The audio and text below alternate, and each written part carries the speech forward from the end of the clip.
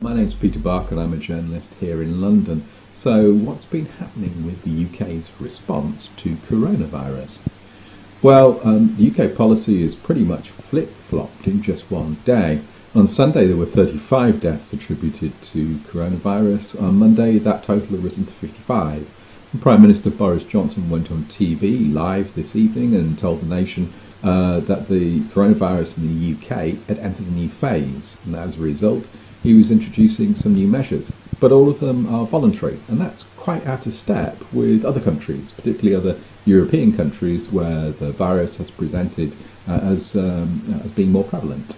And the phase that the UK is going through is taking the UK towards the position that countries like Italy and France have already occupied.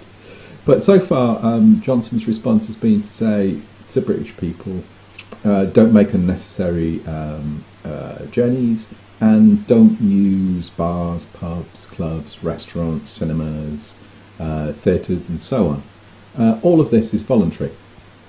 And at the same time, he's also said to the most vulnerable groups, which are those over 70s, and he's also said pregnant women, that those people should go into a kind of self-isolation for 4 weeks or more.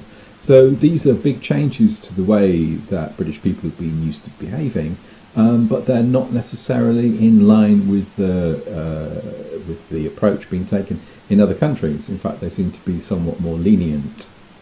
On a personal basis, here in London, I've seen for the first time supermarket shelves cleared of goods.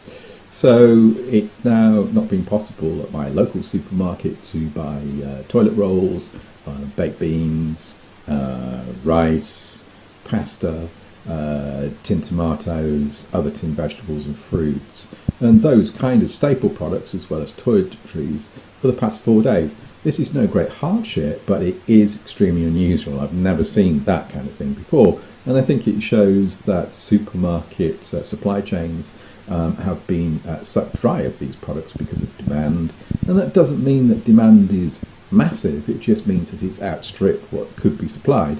And there's also an element of profiteering going on. Some people have been buying some of these goods and they've been appearing on auction sites like eBay on the internet at hugely inflated prices. So things like hand wipe, sanitizer gel or toilet rolls.